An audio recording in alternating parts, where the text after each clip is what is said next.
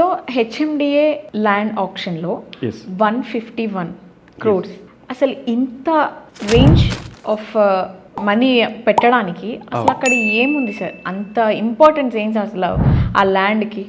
నేను దానికి ఉన్న ఇంపార్టెంట్ ఏంటి అంటే కనెక్టివిటీ ఒకటి, ఇన్ఫ్రాస్ట్రక్చర్ బాగా పెరగడం ఒకటి, డెన్సిటీ అంటాం అన్నమాట. అంటే మనం ఒక 10 floors వేసిన తర్వాత అందులో ఉండే పీపుల్ ఏదైతే ఉంటుందో దాన్ని డెన్సిటీ కింద క్యాలిక్యులేట్ చేస్తాం. అంటే ఒక ఇంత ల్యాండ్ తీసుకుని ఇంత ల్యాండ్లో ఎంతమంది ఉండొచ్చు, సపోజ్ 30 members ఉంటే the density is 30 members, 50 members ఉండొచ్చు, 1000 members ఉండొచ్చు.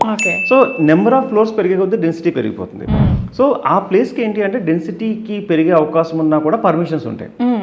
దెన్ ఏమవుతుందంటే ఒక బిల్డర్ ఏదైనా అదే ప్లేస్లో G+5 కట్టుకునే ప్లేస్ని కూడా ఇక్కడ ఇంకా ఎక్కువ కట్టుకోవచ్చు. ఎగ్జాంపుల్ అంటే ఫర్ ఎగ్జాంపుల్ ఏదైనా కొన్ని చోట 20 floors మాత్రమే పర్మిషన్ ఇస్తారు, 33 floors మాత్రమే పర్మిషన్ ఇస్తారు, 50కి ఇస్తారు, దీన్ని మోర్ దాన్ 50 ఇస్తున్నారు ఇక్కడ. సో దానివల్ల క్రేజ్ పెరిగింది, అంటే హైయెస్ట్ టవర్స్ మనం చేయాలనుకునే పెరిగింది. అండ్ దట్టు ఏంటంటే ఆ ఏరియాలో ఉండడానికి చాలామంది ఎందుకు ఇష్టపడుతున్నారంటే అవుటర్కి చాలా దగ్గర ఉంది.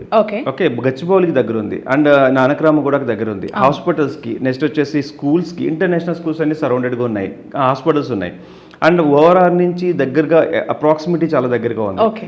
ఇక్కడ ఏంటంటే ఏది డెవలప్ కావాల్సింది ఏం లేదు, అన్ని డెవలప్ అయిపోయి ఉన్నాయి, అంటే రెడీ టు మూవ్లోనే అన్నట్టు ఉంది. సో కాబట్టి అది 155 crores కూడా ల్యాండ్ అవైలబిలిటీ కూడా లేదు, ఉన్న ల్యాండ్కే అందరూ డిమాండ్ పెరగడంతో ఆ ఏరియాలో రేట్ పెరిగిపోయింది.